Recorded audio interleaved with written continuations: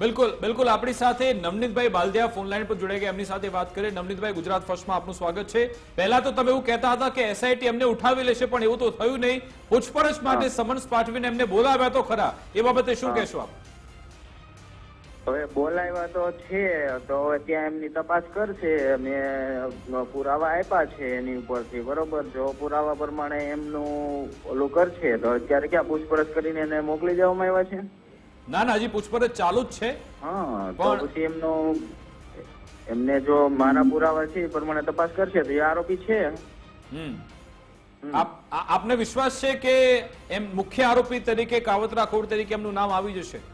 હા, આવી જશે। મારા પુરાવા મેં આપ્યા છે એ પ્રમાણે કરશે એટલે આવી જશે। અચ્છા, તમે પુરાવા જે આપે એ રીતે થશે તો? નહીં થાય તો જવા દેશે એવું લાગે છે આપને? તો પહેલેથી તમે જુઓ છો કે પોલીસ શંકાના દાયરામાં પહેલેથી જ છે, બરોબર।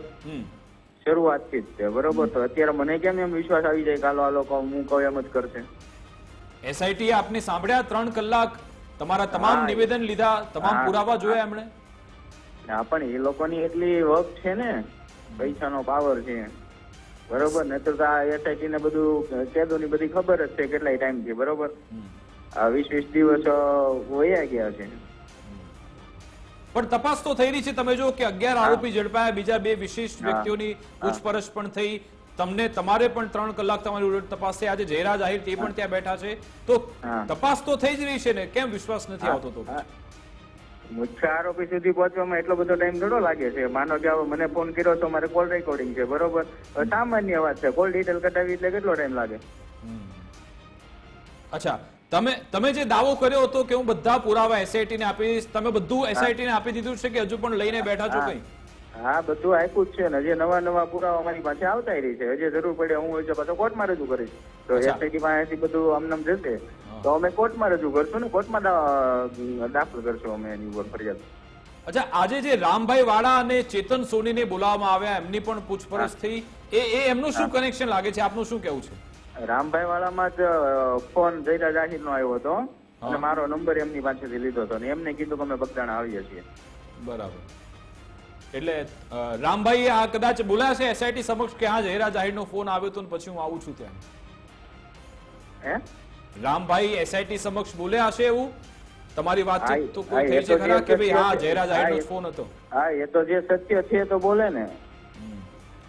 ચેતનભાઈ સોની એમનું શું કનેક્શન છે આમાં? એમાં ચેતનભાઈ સોનુ નું કા જયરાજ આહિર નો ફોન આવ્યો હતો, અહીંયા માથાકૂટ કરવા માટે આવ્યો હતો જયરાજ, બરોબર।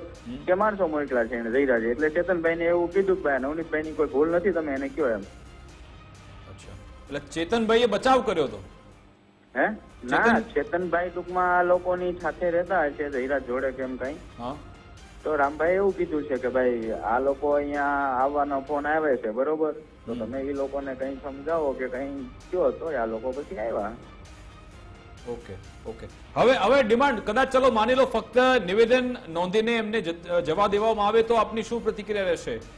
જો કેમ કે આપના એડવોકેટ કિશનભાઈ તો એમ કહી રહ્યા છે કે ભાઈ મને લાગી રહ્યું છે નિવેદન લઈને જવા દેશે, ધરપકડ અટકાયત કઈ નહીં થાય।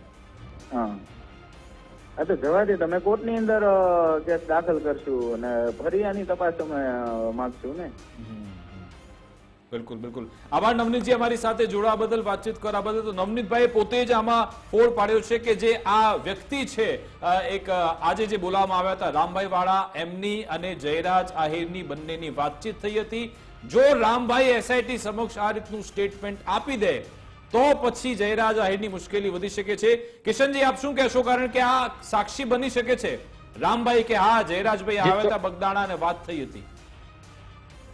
જી ચોક્કસ તે સાક્ષી બની શકે છે, પરંતુ જે તમે કીધું રામભાઈ વાળા એવું નિવેદન આપે પણ ખરા અને ન પણ આપે, કારણ કે ક્યાંક ને ક્યાંક તેમને જયરાજભાઈ સાથે મિત્રતા હોય અને કોઈ વ્યક્તિ પોતે જો આ વ્યક્તિ જયરાજભાઈ એવડી મોટી ધાક હોય તો તેની સાથે દુશ્મની વરવા માટે તે તૈયાર ન થાય, એટલે પોલીસ સમક્ષ કદાચ ખોટું પણ બોલી શકે, પરંતુ તેનો ડેટા કોલ ડેટા કઢાવવામાં આવે તો તેનામાં ડેટામાં આવશે કે જયરાજભાઈ તેને ફોન કરેલો છે, ત્યારબાદ એને નવનીતભાઈને ફોન કરેલો છે, તમામ કડીઓ મળી જાય તેમ છે। પરંતુ પોલીસ તંત્ર દ્વારા મેં પહેલા પણ કીધું કે પોલીસ તંત્ર દ્વારા 25 દિવસ વીત્યા છતાં આ બધો ડેટા કેમ મેળવવામાં નથી આવ્યો?